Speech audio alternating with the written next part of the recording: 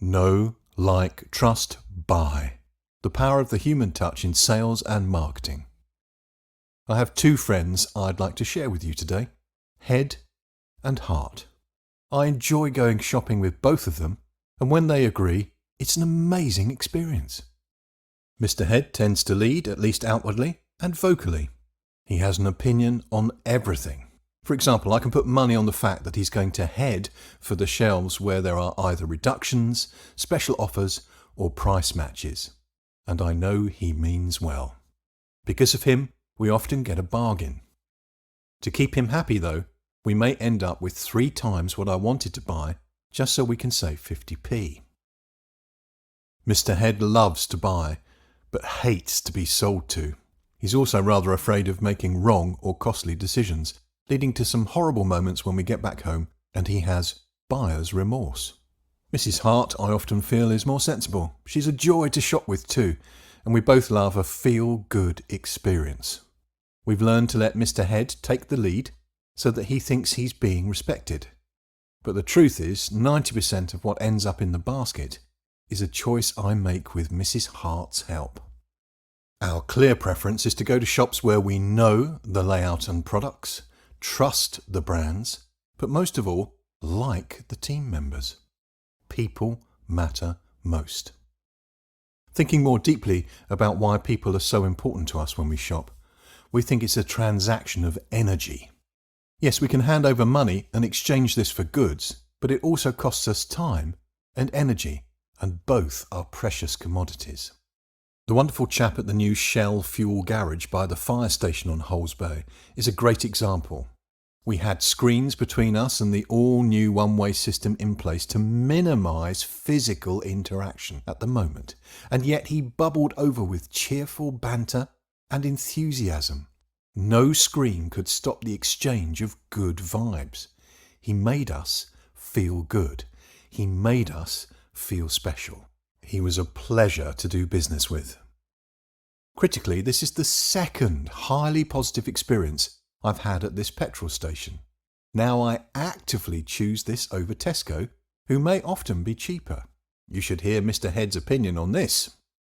7 ways then to create customer delight. Let's think about 7 ways to win hearts and leave the Head's logic to another time. Firstly, positive energy, what we'd often call enthusiasm, but it's more than enthusiasm. My village shop is filled with team members who smile naturally, readily, and authentically. They often laugh, sending out a clear message that even if the work is boring, the team is fun to work with. And they are pleased to see the right kind of customer. I've never once seen one on their phone inside the shop, and they all make friendly eye contact. I shop there for a sense of connection, not just for the food, nor just for the convenience. Secondly, manners.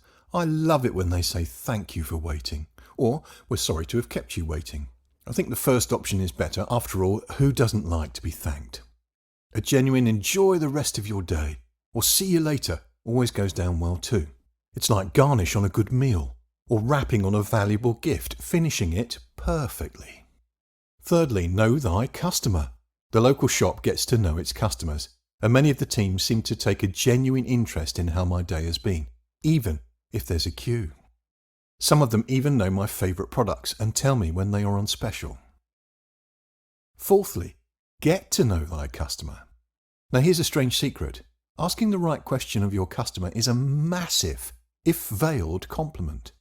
It says, your opinion matters to me, which means that you matter to me. Learning to ask great questions is a wonderful way to connect with people at a deeper level. Fifthly, give more than they asked for. Go the extra mile. This doesn't mean sacrificing profits. Quite the opposite. You may notice that the customer has purchased smoked salmon and mention, did you see the dill reduced in the chiller? A 4-second jump into the customer's shoes can really strengthen the connection. Think, what do I need when I prepare smoked salmon? Lemon, capers, avocado? With skill, this can be framed as, oh, I love smoked salmon with lemon, capers and avocado. The number of times I've come back from the shop and have forgotten a key ingredient is embarrassing. Be a personal guide to your customers. You may even earn them some kudos when they arrive home with positive enhancements to the meal and save them some embarrassment. Sixthly, Rumpelstiltskin. Our stories and history emphasize the mystical power of a name. If you know your customer's name, use it appropriately. It's a magical code that works wonders for a spell. I remember my first experience of Chinese whispers, the takeaway in Korfmullen. The manager looked at my payment card and said, "There you go, Mr. McKee, enjoy your food." Unforgettable first impression. Seventhly, finally become an NLP ninja. The most profound practical technique I learned on my NLP training, that's Neuro-Linguistic Programming, was called pacing and leading, all with a view to building rapport. People like us. When we match people's culture, mannerisms, style, language, preferences, and even movements, the pacing aspect, people feel safe and at ease. The leading part is then to offer them something on their wavelength to their benefit that they wouldn't have had without the interaction. Whilst all the above is easy to apply to a retail scenario, it all works where there is any face-to-face interaction with customers, including at networking events. Pacing and leading, mirroring and matching are worth a presentation in themselves and will amply repay any research you choose to invest in them. Brad at Tesco Express, on meeting me for the first time, said, "Hello, mate." I was tickled. As a corporate trainer, I'd have taken him aside and explained that we don't address the customer as mate. Was he pacing me? Only by accident. I'm sure there will be a few people who would take offence at his blokey style, but it's language I use too. If we could help service givers like Brad calibrate to each customer's preference first, his natural good nature would win many a heart and mind and sale. When it comes to people like Brad, I know, like, trust and buy any day. Let me close with the signature quote for this series. It's that quote from Maya Angelou. I've learned that people will forget what you said. People will forget what you did. But people will never forget how you made them feel.